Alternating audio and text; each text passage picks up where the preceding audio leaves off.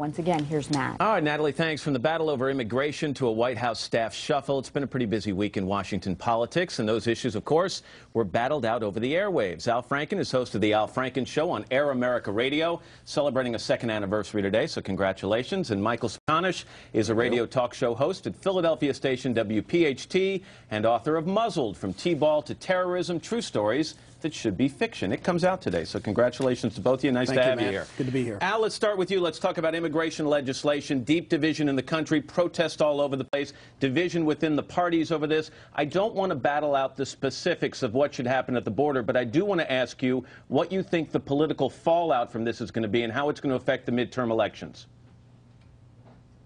I think that the division inside the Republican Party that's been much talked about does reflect a division in the country as a whole.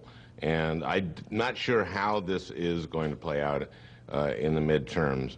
I hope that we don't rush this legislation. And I think we've been in California all week and talking a lot about this and trying to talk about a rational immigration policy where we hope that there's some kind of guest worker program that treats guest workers fairly, that gets guest workers toward citizenship if they behave like citizens, but also protects American workers. What's the exposure to the Democratic Party here, Al? I mean, so much talk about division within the Republican Party, but the Democrats have seen erosion in their support from the Hispanic community in the last couple of election cycles. So how much risk is there?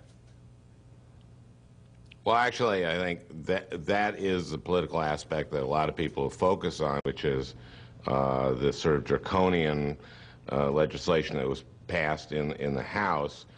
You saw what the reaction was from Hispanics around the country, and I think that'll hurt the Republican Party's efforts in years, in the past couple of years, to move Hispanics toward Republicans. Michael, I think there are other tensions. Yeah, go ahead. I was just going to say, Michael, Reverend Luis Cortez, who's a prominent Hispanic clergyman, went to the White House last week. He said to the president, I want you to know that this issue has already hurt the Republican Party. How much damage do you think has been done? I think a tremendous amount of damage has been done. And, Matt, to me, this is another Dubai port deal in the makings, and by that I mean I think the administration is completely out of touch with its base. This morning, the Pew Research folks say that more than half of Americans say no, they should be sent home. Talk about muzzled. We refer to these folks as undocumented. I mean, undocumented to me is a guy who leaves for work without his wallet. They're here illegally, and the solution that the administration has come up with is to say, you can stay. Why don't we do that with all illegal conduct? So how's it going to play out?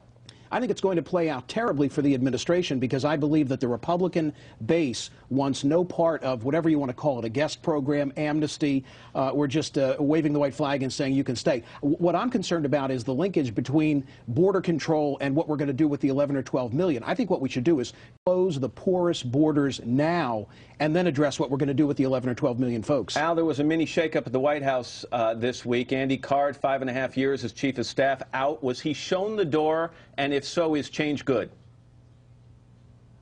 He was exhausted. I think he's been exhausted since pretty much since day one, because the arsenic. Because you know they're pointing to lousy decisions made recently, but they've been making lousy decisions since pretty much. I think they just stayed too late at the first inaugural and never got. Well, is the change good? Do you think? And Bolton. Does this help the White House? No, I mean, they bring in Bolton, who's even more exhausted. Yeah, I think they should just fire these guys in order of exhaustion. I think Rumsfeld's real tired. Michael, Josh Bolton is new to the job, not new to the administration. Right. Former deputy chief of staff, budget director. The critics say no new blood, not outside the comfort zone here. Yeah, Al sounds a little exhausted to me this morning. I wish I were out with him last night. You got to bring an outsider, somebody who's in touch with the American people. It's 4:11 a.m. 4 in the morning here. Somebody who's willing to say to the president, Screw you. I got up at 4 in the morning. Somebody who needs to say to the president, are you kidding me? Arabs in control of the ports, are you kidding me? 11 or 12 million folks here illegally, and you're going to give them the white flag and allow them to be here? Someone outside the administration needs to rattle the cage. That's what has to happen. Can I say something about this 11 million here illegally, and are you going to show them Quickly, the Al. white flag? I think we've got to make the law reflect reality and reality reflect the law. I know that Smerconish is, what was it, Apache?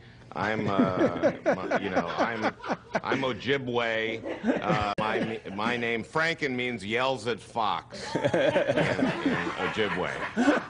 All right, Al, Michael, guys, let's call it right there. Memo to self. From now on, Franken, only on the East Coast. Only on the East Coast. Al, thanks for getting up early. Michael, thanks for being here. Thank you, Matt. Good to be here. What time it is here? It's 7:18. Turn his mic off. Back to Natalie.